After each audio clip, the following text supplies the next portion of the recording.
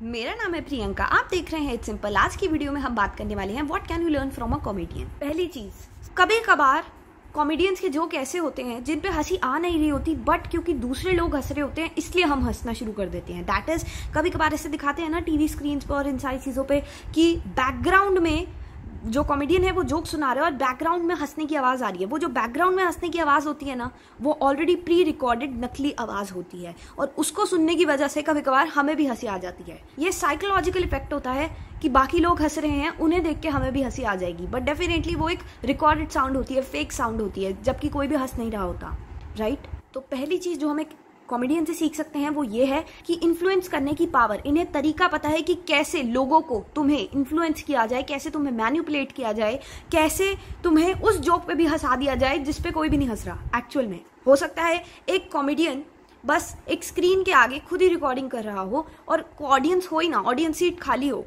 पर वो pre recorded sound सुनने की वजह से तुम्हें भी हंसी आ जाए। बिल्कुल इसी तरीके से इसको हम अपनी लाइफ से इस तरीके से रिलेट कर सकते हैं कि बहुत लोगों की बातें भी ऐसी होती हैं जिनमें वो ये दावा करते हैं कि इस बात से इसकी हेल्प हुई, इस बात से वो हुआ, उस बात से वो हुआ, पर एक्चुअल में वो हुआ नहीं होता, बट हम उसे बिलीव कर लेते हैं इस सेंस में कि जो इंसान हमें कुछ बता रहा है वो तो सच ही होगा ना, वो झूठ क्यों बोलेगा अपने बारे में। इतनी बड़ी बात कोई अपने बारे में झूठ कैसे कोई बोल सकता है, बट ऐसा नहीं है, लोग बोलते हैं झूठ, और इस फैक्ट को जितनी जल्दी तुम एक्सेप्ट कर लो वो तुम्हारे लिए ज्यादा सही है।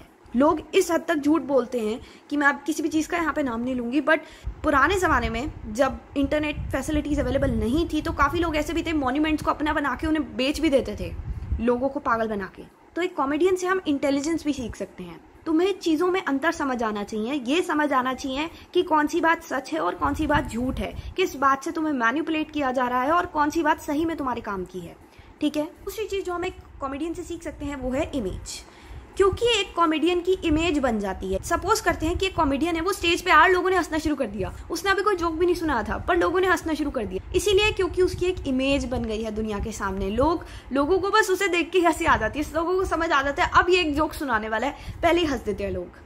और कभी कभार उसके जोक्स इतने फनी भी नहीं होते, पर फिर भी लोग हंसना चाहते हैं, क्योंकि लोगों को हंसने का एक कारण भी चाहिए होता है, वो एक कम्प्लीटली डिफरेंट टॉपिक है, बट क्योंकि उसकी एक इमेज भी बन रखी होती है इसीलिए लोगों को उसके ऐसे जोक्स पे भी जिसपे बिल्कुल भी हंसी नहीं आ रही होती उस पे भी हंसी आ जाती है। इसको हम अपनी लाइफ से इस तरीके से रिलेट कर सकते हैं कि तुम्हें भी अपनी एक इमेज फॉर्म करनी पड़ेगी। इससे हमें ये सीख मिलती है कि प्रोफेशनल एटमॉस्फेयर में तुम्हें प्रोफेशनली, ये नहीं है कि किसी मीटिंग में जा रहे हो और पजामा पहन के चले जाओ, राइट। ड्रेसअप होने के सेंस से लेके बात करने का तरीका थोड़ा सा डिफरेंट होना चाहिए प्रोफेशनल स्पेस में वर्सेस घर पे, राइट। इमेज वहां पे बिल्कुल ठीक होनी चाहिए जहां पे तुम काम करने जाते हो, या फिर जहां पे तुम्हारी इमेज तुम्हारे अकॉर्डिंगली एक टाइप की होनी चाहिए वहां पे। सो इस चीज का ध्यान जरूर रखना, ठीक है। तीसरी चीज जो हम एक कॉमेडियन से सीख सकते हैं वो है एटमॉस्फेयर। एटमॉस्फेयर का मतलब क्या है? तुम मूवी थिएटर में जाते हो, क्या होता है वहां पे प्रॉपर सेटिंग अरेंजमेंट होता है, एक बड़ी सी स्क्रीन लगा रखी होती है। ऐसा तो नहीं होता ना मूवी थिएटर में कि एक छोटा सा फोन होता है और बहुत सारी सीटें होती हैं, फोन में से दिखेगा कैसे सबको, राइट। सो मूवी थिएटर में अगर तुम जाते हो एक बहुत बड़ी स्क्रीन होती है और सबके लिए सिटिंग अरेंजमेंट होता है। सिमिलरली ट्यूशन सेंटर में जाते हो, एक बोर्ड लगा होता है और बहुत सारे बच्चों के लिए सिटिंग अरेंजमेंट। अगर तुम घर पे पढ़ रहे हो तो तुम स्टडी टेबल पर पढ़ना प्रेफर करते हो या एक स्टडी रूम में, या फिर अपनी कन्वीनियंस के हिसाब से जहां पे भी तुम्हारा मन लगता है पढ़ाई में उस जगह पे बैठ के, राइट।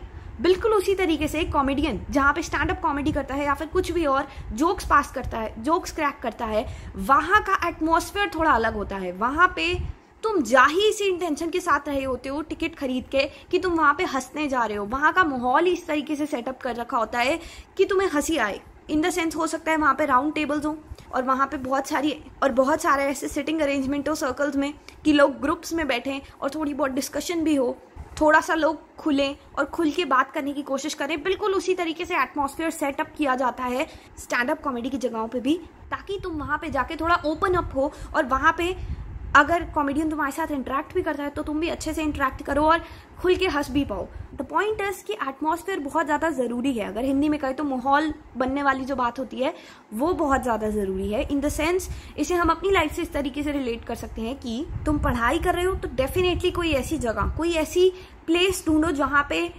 तुम्हें पीस मिले और जहां पे तुम कंसंट्रेट कर पाओ अपनी स्टडीज पे। हर चीज का एक एटमॉस्फेयर होता है, चाहे वो पढ़ाई करने का हो, चाहे वो किसी स्किल को लर्न करने का हो, चाहे वो डांस सीखने का हो। एक कंजस्टेड स्पेस में तुम डांस नहीं सीख सकते, राइट।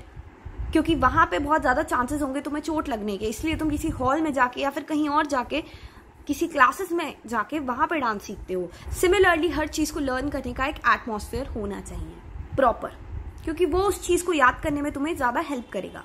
ठीक है, तो ये 3 चीजें थी जो हम एक कॉमेडियन से सीख सकते हैं। ठीक है, तो ये वीडियो यहीं पे समाप्त होती है।